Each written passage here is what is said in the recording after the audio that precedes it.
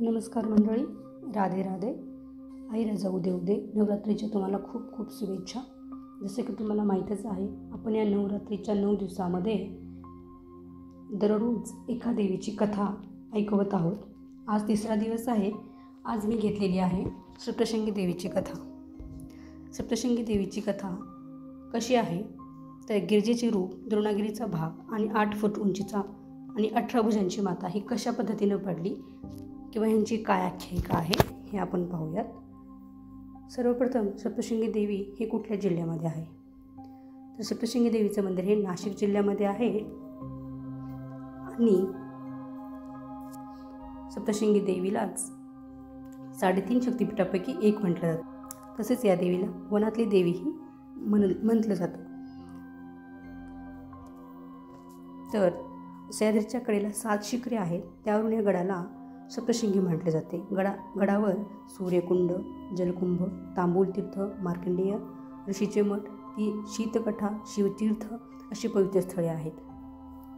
तसेच समुद्रसपाटीपासून गडाची उंची 4569 फूट उंच आहे आणि गडाला एकूण 472 पायऱ्या आहेत. तसेच गड चढण्यासाठी आणि उतरण्यासाठी हे अलग अलग रस्ते आहेत. पुराणात असा उल्लेख आहे की महाराष्ट्रातील 3.5 शक्तिपीठांपैकी एक म्हणजे वणीची सप्तशृंगी देवी.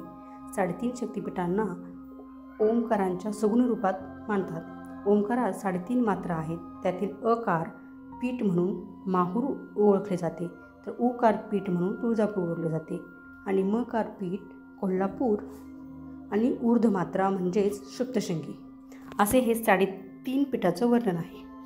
तर आता आपण पाहूयात 8 फूट उंची आणि 18 भुजा कशा पद्धतीने निर्माण झालेल्या आहेत किंवा काय आख्यायिका आहे. ब्रह्मदेवाच्या कमंडलूपासून गिरिजा महानदी प्रकटली. तिचे रूप म्हणजे सप्तशृंगी.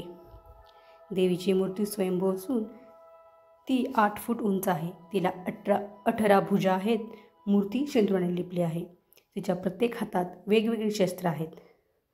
असं मानलं जातं की महिषासुरांच्या वधासाठी ब्रह्मा, विष्णू, महेश आणि इंद्राने आपापली आयुधे देवीला दिली होती.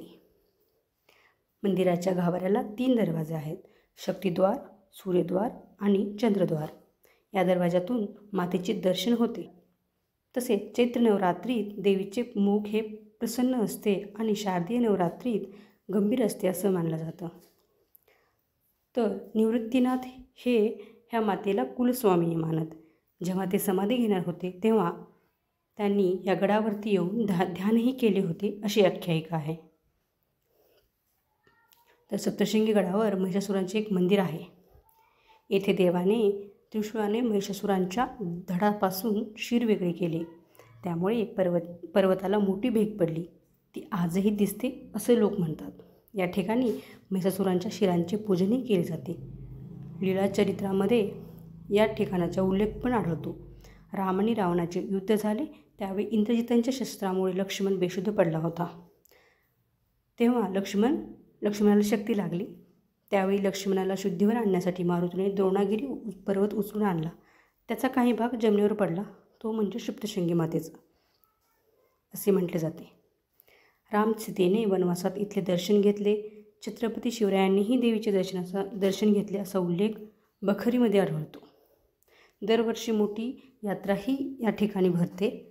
तर ही सप्तशृंगी देवीची आख्यायिका आहे. तुम्हाला कशी वाटली ही